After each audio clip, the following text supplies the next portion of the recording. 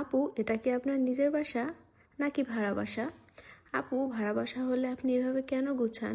নিজের বাসা গুছালেই তো পারেন। এমন কোশ্চেন আমাকে প্রায় শুনতে হয় আমার কাছের মানুষদের থেকে, আমার ফলোয়ার্সদের থেকে। তো এমন কোশ্চেন যে আপুরা করেন, আজকের ব্লগটা তাদের জন্য।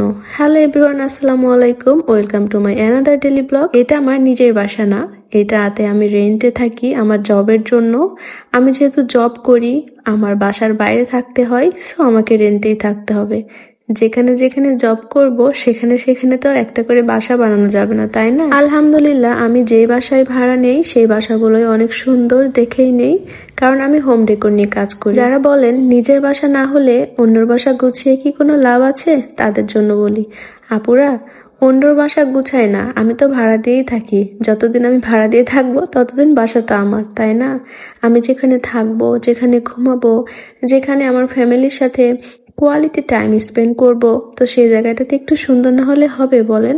সবার রুচি কি একই মতো? হয়তোবা এখন আমার জবের জন্য বাইরে থাকছি, একসময় জামাইয়ের জবের জন্য বাইরে থাকবো, একসময় বাচ্চা কাচ্চা হবে, তাদের পড়াশোনার জন্য বাইরে থাকবো।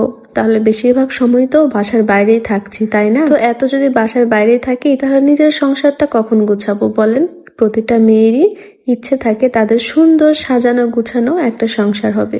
আমিও তার ব্যতিক্রম নই। আর বিশেষ করে ছোট থেকে আমি সবকিছু গুছিয়ে রাখতে পছন্দ করি। আমার বাসায় সবকিছু অনেক দামি জিনিস তা না, আমাদের খুব কষ্ট করে এগুলো নিয়ে এক একটা খুবই শখের আর খুবই পছন্দের জিনিস। আমি যখন বাসা চেঞ্জ করি তখন আমি এগুলো সবকিছু নিয়েই বাসা চেঞ্জ করি। হ্যাঁ, একটু কষ্ট হয়, তবে এটাও একটা শান্তির যে আমার এটা খুব পছন্দের একটা জিনিস। আজকে আমি অনেক আপুর কোশ্চেনেরই অ্যান্সার দিলাম আশা করি। শোনো না আপুরা, তোমাদের ওপর রাগ করে কিন্তু কিছুই বলিনি।